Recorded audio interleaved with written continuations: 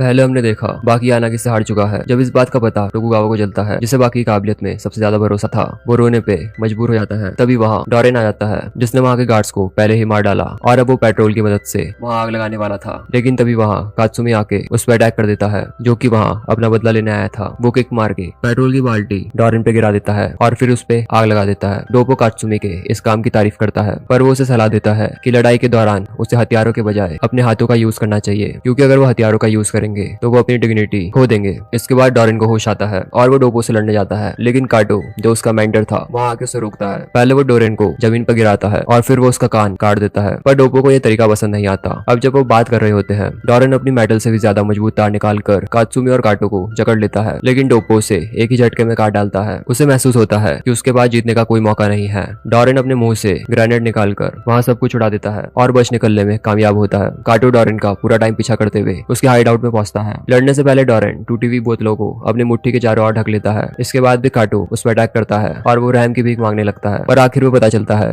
ये एक हिप्नोसिस है जो डोरेन ने उस पर करा था। अब वो अपनी पतली तारों से उसको काट डालता है। अब रेत्सु को उसकी बॉडी पंचिंग बैग के अंदर मिलती है और काटो को तुरंत ही हॉस्पिटल ले जाया जाता है। कात्सुमी फैसला करता है वो अब उसे छोड़ेगा नहीं, इसलिए वो अपने स्कूल के स्टूडेंट्स को डोरेन को पकड़कर लाने के लिए कहता है। वो तुरंत ही उसको ढूंढ लेते हैं और पास के एक अम्यूजमेंट पार्क ले जाते हैं, जहाँ सब उसका पहले से इंतजार कर रहे थे। उसका सामना सैंडो से होता है, जो कि काटो का क्लासमेट था। उसका साइज और मसल मास डोरेन के बराबर था। डोरेन वहां से भागकर उसे रोलर कोस्टर की तरफ ले जाता है, जहां वो फाइट करते हैं और ये लड़ाई काफी मुश्किल हो जाती है, क्योंकि सैंडो अपना बैलेंस नहीं संभाल पाता। उसे डोपो का सिखाया हुआ स्टैंस याद आता है, जिसमें नाविक अनस्टेबल बोट में लड़ाई के दौरान यूज किया करते थे। सैंडो स्टांस का यूज करके उस पर कई सारे अटैक करता है, जिस कारण डोरेन उसे लेकर ऊपर से कूद जाता है, पर गिरने से पहले ही डोरेन ने पतली तार को खंबे में फंसा दिया था, जिस कारण उसके गिरने की गति कम हो गई। पर सैंडो गिरने की वजह से बुरी हालत में पहुंच गया था। ये देख के कात्सुमी वहां आता है और उसके पीछे डोपो और रेत्सु भी आते हैं। अब पता चलता है डोरेन और रेत्सु ने एक ही स्कूल से मार्शल आर्ट सीखी है और रूल के मुताबिक वो एक दूसरे के साथ नहीं लड़ सकते, इसलिए डोपो डोरेन के साथ लड़ने का फैसला करता है। अब ये पता चलता है जब डोपो ने अपना हाथ खोया था तो वो डॉक्टर के पास गया था, जिसने उसका ऑपरेशन करके उसके हाथ को सिल के वापस जोड़ दिया।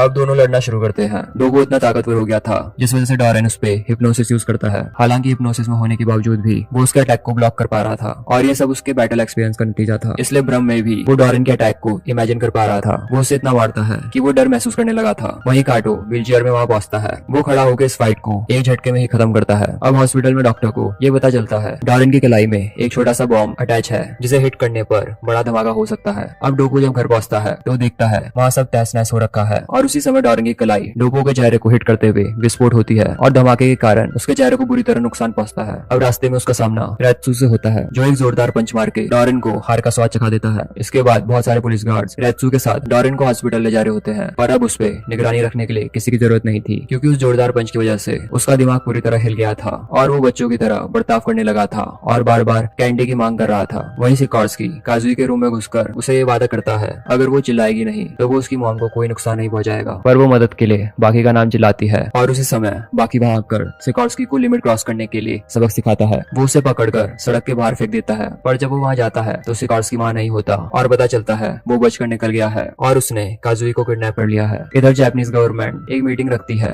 जिसमें भागे हुए कैदियों को पकड़ने की बात की जा रही है, जिसमें से 5 खतरनाक कैदियों में से सिर्फ 2 ही अब तक पकड़े गए हैं। अब वो इस केस में दुनिया के सबसे फेमस क्रिमिनल को शामिल करने की बात करते हैं, जो कि अमेरिका की जेल में कैद है। अब एक जापानीज उससे मिलने के लिए उड़ान भरता है और उसे पता चलता है कि जेल में उसकी स्थिति बाकी कैदियों से ज्यादा बेहतर है। उसका नाम ओलिवर है और उसे अनचेंड के नाम से जाना जाता है, क्योंकि वो इतना ताकतवर है कि कोई भी उसे जेल में कैद नहीं कर सकता और इसलिए गवर्नमेंट ने फैसला किया उसका यूज बाकी कैदियों को पकड़ने के लिए किया जाएगा और इस जेल के अधिकतर कैदियों को उसने ही पकड़ा है। अब उनकी बातचीत के दौरान ओलिवर को एक कॉल आता है और उसे नए केस के लिए बुलाया जाता है। अब उस जगह उड़ान भरने पर पता चलता है कि फॉर्मर पुलिस ऑफिसर ने अपने आप को अपर फ्लोर में बंद कर 20 लोगों को बंदी बना रखा है। साथ ही वो ओलिवर से बदला लेना चाहता है। वो ओलिवर पे कई सारी गोलियां चलाता है, पर उसकी मसल इतनी सख्त थी कि वो उसकी स्किन को पार भी नहीं कर पाती। अब क्रिमिनल अपनी कटाना यूज करने का फैसला करता है, पर वो उसकी बॉडी को नुकसान पहुंचाने में नाकाम रहता है। ये सब देख के ओलिवर बोर हो जाता है और वो उसे एक झटके में बिल्डिंग से बाहर फेंक देता है। अब इस मिशन को पूरा करने के बाद ओलिवर फैसला करता है कि वो बाकी बचे कैदियों को पकड़ने के लिए टोक्यो जाएगा, क्योंकि उसका मानना है कि कोई भी क्रिमिनल उससे ज्यादा अधिक फ्रीडम हासिल नहीं कर सकता। अब वहाँ पहुंचने पर वो यूजिरो से मिलने के लिए चलती हुई कार से कूद जाता है। यहाँ यूजिरो सिकोर्स्की से बाकी के बारे में बात कर रहा है और असल में यूजिरो ने ही उसे काजुई को किडनैप करने के लिए कहा था, ताकि बाकी अपने पूरे गुस्से के साथ अपनी ताकत यूज कर पाए। उसी समय बाकी दरवाजा तोड़कर अंदर आता है और तुरंत ही सिकोर्स्की को बिल्डिंग के ऊपर से फेंक डालता है। इसके बाद वो ओलिवर को मारना शुरू करता है, लेकिन अचानक से सिकोर्स्की ऊपर चढ़कर आ जाता है। सेम सेम उसी तरीके से जैसे वो जेल की दीवार चढ़कर भागा था।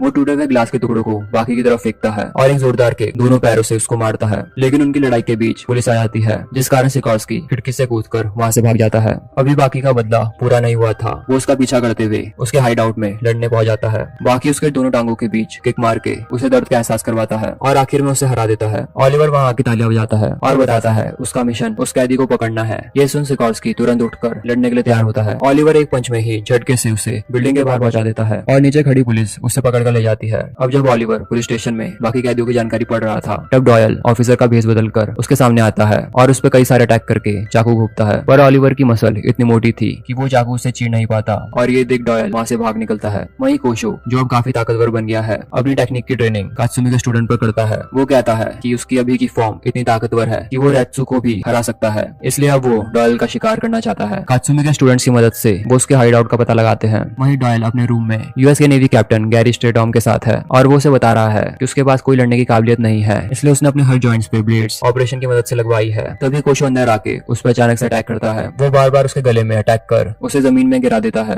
कोशो उसके करीब जाता है और डॉयल अपने हाथ में लगे बटन को प्रेस कर उसकी जॉ तोड़ देता है। कोशो एक बार फिर लड़ने के लिए आगे बढ़ता है, लेकिन इस बार डॉयल बटन प्रेस कर उसका मुंह उड़ा देता है, जिस कारण उसे हॉस्पिटल ले जाया जाता है। वहाँ कोशो का भाई कुरेहा उसको देखने आता है, जिसने जैक खानमा की हाल में ही लिम्स की सर्जरी की थी, जिस वजह से उसकी हाइट 20 सेंटीमीटर बढ़ गई और वो काफी ताकतवर बन गया। वहीं रेत्सु गलती से एक स्टोर की लिफ्ट में डॉयल से मिलता है। वो लड़ने के लिए सही जगह चुनते हैं और एक बार में जाते हैं। रेत्सु जानता था कोशो को हराने के लिए डॉयल ने बटन का यूज किया, इसलिए वो फैसला करता है वो पीछे नहीं हटेगा। वो कुनाई का यूज करता है। पहले वो उसकी बाई आंख को ब्लाइंड करता है और फिर उसकी पूरी बॉडी में ढेर सारी कुनाई से अटैक करता है। डॉयल वहाँ से जान बचा के भागने लगता है और रेत्सु से पकड़ लेता है और अलग अलग हथियारों का इस्तेमाल करके उसको पीटता है और डॉयल का बटन इस बार उसकी जोरदार किक को नहीं रोक पाता। पर अचानक से जैक वहाँ आकर रेत्सु को इंजेक्शन लगा के बेहोश कर देता है और डॉयल को घर जाके रिकवर होने के लिए कहता है, क्योंकि अब वो उसके साथ लड़ना चाहता है। डॉयल अब वहाँ से जाने लगता है, पर वो नोटिस करता है कि दो बदमाश रेत्सु का सामान चुरा रहे हैं। वो वहाँ जाके उन्हें ये करने से रोकता है और वो फिर से जाने लगता है तो एक डॉग रेत्सु पे अटैक करने के लिए बढ़ता है। क्योंकि वो बेहोश रेत्सु को खतरे में अकेला नहीं छोड़ना चाहता था, इसलिए वो अपनी जान दांव पे लगा के पूरी रात वहाँ पहरा देता है। अब अगली सुबह जब रेत्सु को होश आता है तो वो तुरंत डॉयल को अपनी पीठ में लाद कर अपने कराटे स्कूल ले जाता है। वो 2 दिन तक कोमा में रहता है और उसे तत्काल ब्लड चढ़ाने की जरूरत थी, जिसमें कराटे के स्कूल के स्टूडेंट उसकी मदद करते हैं। जब उसे होश आता है तो रेत्सु उसके लिए खाना लेके आता है, पर वो ज्यादा देर तक वहाँ नहीं रुकता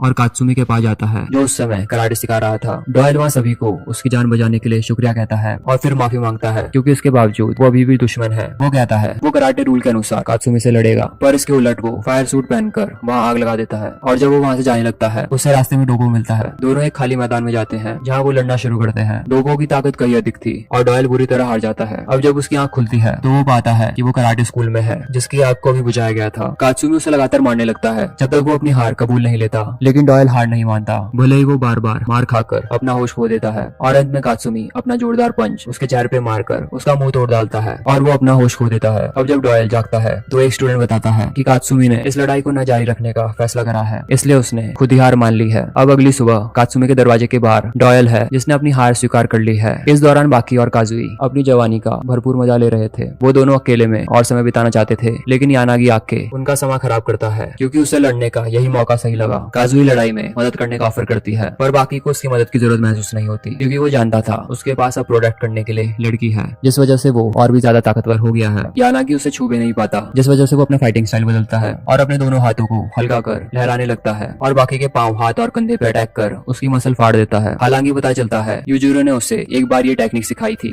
और ये फाइटिंग स्टाइल सिर्फ लड़कियों और बच्चों के खुद के बचाव के लिए बनी है और ये मर्दों को कभी यूज नहीं करना चाहिए। इसके बाद बाकी इस टेक्निक को समझाता है और आखिर में उसके हाथ को पकड़कर ये लड़ाई खत्म करने लगता है। पर उसी समय सिकॉर्स्की वहाँ आ जाता है, जो कि जेल से भागकर सिर्फ बाकी से बदला लेने आया था। पर दोनों मिलकर भी बाकी की नई ताकत का सामना नहीं कर पाते और ये मुकाबला देखने हानियामा भी वहाँ आता है और इस बात को मानता है कि काजुई ने बाकी को ताकतवर बनाया है। बाकी उन्हें पूरी तरह तोड़ सकता था, लेकिन वो ये फाइट जारी नहीं रखता और काजुई को उठाकर वहाँ से चले जाता है। और वहीं कात्सुमी डॉयल की भागने में मदद करता है। वो अपने परिचित के शिप में उसे ले जाता है और उसे दोस्ती के तौर पे कराटे सिखाता है और ब्लैक बेल्ट देख के उसे अलविदा करता है। लेकिन शिप में उसे यानागी मिलता है, जो उसे खत्म करने का फैसला करता है, क्योंकि उसने अपनी शान और मर्यादा खो दी है। दुश्मन से दोस्ती करके वो उस पर हमला करके पहले उसकी आंखों की रोशनी छीन लेता है, जिस वजह से डॉयल लड़ नहीं पाता और अपनी जान बचाने के लिए वो शिप से कूद जाता है। वहीं जैक सिकॉर्स्की को ढूंढ फाइट के लिए चुनौती देता है। वो फाइट एक टेलीफोन बूथ के अंदर करते हैं, क्योंकि सिकॉर्स्की का मानना है जैक का साइज इस जगह उसके लिए डिसएडवांटेज होगा। शुरू में ऐसा ही होता है, पर धीरे धीरे जैक की ताकत इतनी बढ़ जाती है कि वो उसकी काफी धुनाई लड़ाई करता है। बेहोशी की हालत में सिकॉर्स्की को अंडरग्राउंड एरिना में ले जाया जाता है, जहाँ वो अपनी लड़ाई जारी रखते हैं। जैक उसे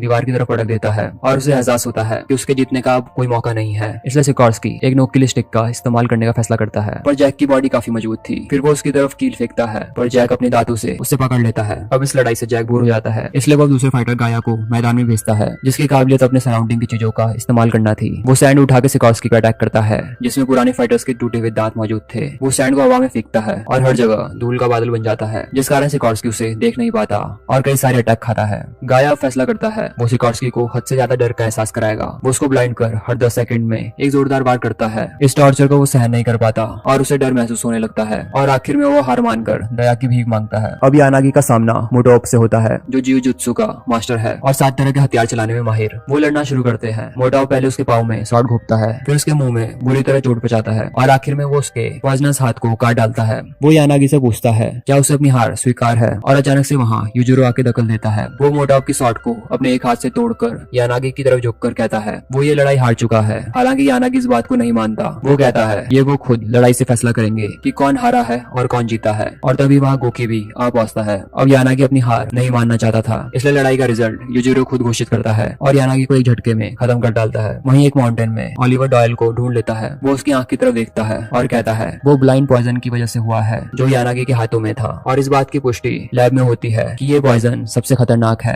और बदकिस्मती से यानागी से फाइट के दौरान बाकी इसकी चपेट में आ गया और अब वो हद से ज्यादा कमजोर हो गया है और उसे हॉस्पिटल ले जाया जाता है, जहाँ कुरेहा बताता है इसका कोई इलाज नहीं है और अब बाकी के पास कम समय बचा है। बाकी उस हॉस्पिटल से भाग जाता है और वो काजुई के साथ अपने परिचित एंडो के यहाँ पहुंचता है, जो कि माउंटेन में रहता है। उसका मानना है अगर पॉइजन नेचुरल स्टेट में बना है तो सिर्फ एंडो ही उनकी मदद कर सकता है। एंडो सारी हर्ब्स का यूज कर उसके लिए मेडिसिन तैयार करता है और हर कोशिश करता है कि उसकी हालत जल्दी से ठीक हो सके, पर वो काजुई को बताता है कि उन्होंने आने में देर कर दी है और अब इस बात की ज्यादा संभावना है कि बाकी अब बच नहीं पाएगा। अब रेत्सु वहाँ बाकी की मदद करने के लिए पहुंचता है और उससे मिलने पर बाकी को एक पंच मारता है। अब वहाँ हेलीकॉप्टर पहुंचता है जिसमें चाइनीज बाहर आते हैं। वो बाकी को उठाकर अपने साथ चाइना ले जाते हैं। अब एक जगह मोहम्मद अली अपने साथियों के साथ दौड़ लगा रहा है, पर उसके साथी एक एक करके गायब होने लगते हैं और सिर्फ मोहम्मद अली ही अकेला बचता है। यूजुरो मोहम्मद के सामने आता है। मोहम्मद अली, जिसका फाइटिंग स्टाइल कभी डिफेंसिव नहीं था, जिंदगी में पहली बार डिफेंस में आता है क्योंकि उसके हाथ अपने आप ही उस पोज में आ जाते हैं। वो यूजुरो पे अटैक करता है पर एक भी पंच उसे छू नहीं पाता और फिर यूजुरो कहता है मोहम्मद एक बॉक्सर बिल्कुल भी नहीं है। अपनी फाइट्स के दौरान वो अलग तरीके से लड़ता है और उसका फाइटिंग स्टाइल मार्शल आर्ट जैसा ही है और वो चाहता है कि वो उसका प्रदर्शन करे। मोहम्मद एक बार फिर उस पर अटैक करता है और इस बार वो कामयाब होता है। अब पता चलता है यूजुरो उससे लड़ना नहीं चाहता, बल्कि वो उसकी काफी इज्जत करता है क्योंकि उसने पुराने दिनों में ब्लैक होने के बाद भी माइनॉरिटीज के राइट्स के लिए लड़ाई लड़ी। उसने पूरे स्टेट से फाइट करी सिर्फ दूसरों के राइट्स की रक्षा करने के लिए, जिस वजह से यूजुरो उसका काफी सम्मान करता है। मोहम्मद उससे पूछता है उसका असल में गोल क्या है, जिसके जवाब में वो कहता है वो इतना ताकतवर बनना चाहता है कि वो अकेला दुनिया की पूरी आर्मी को अपने हाथों से हरा दे। ये सुनने के बाद मोहम्मद उससे विनती करता है कि वो उसके बेटे अली जूनियर से मिले। उसका यकीन है कि उसका बेटा एक दिन उसका सपना पूरा करेगा और Muhammad Ali mix martial arts में परफेक्ट होगा। बाकी अब चाइना पहुंच चुका है। जब वो उठता है तो उसे पता चलता है रेत्सु ने उसके लिए राइताई टूर्नामेंट में हिस्सा लेने का इंतजाम किया है, क्योंकि उसे भरोसा है कि जीत ही बाकी की बॉडी को हील कर सकती है। चाइना में कुछ ही लोगों के पास काइयो का टाइटल है और 100 सालों में एक बार ये टूर्नामेंट सबसे ताकतवर फाइटर का चुनाव करता है। इसमें भाग लेने के लिए बाकी को सबसे पहले उनके सबसे ताकतवर कुंफू स्टूडेंट से लड़ना होगा। बाकी बुरी हालत में होने के बावजूद भी अपनी काबिलियत दिखाता है। जब फाइटर उस पर अटैक करता है तो वो उसके वार को डॉज करता है और उसे हवा में लिफ्ट करता है और वापस जमीन पर रख देता है। चाहे उसका अपोनेंट कितना भी उसे मारने का प्रयास करे, वो उसे आराम से उठाता है और वापस नीचे रख देता है और आखिर में बिना एक भी चोट खाए उसका अपोनेंट हार मान लेता है, जिसका मतलब बाकी राइट आई टूर्नामेंट में भाग लेने के लिए लायक है। साथ ही बाकी के फादर भी इस टूर्नामेंट में हिस्सा ले रहे हैं और मोहम्मद अली का बेटा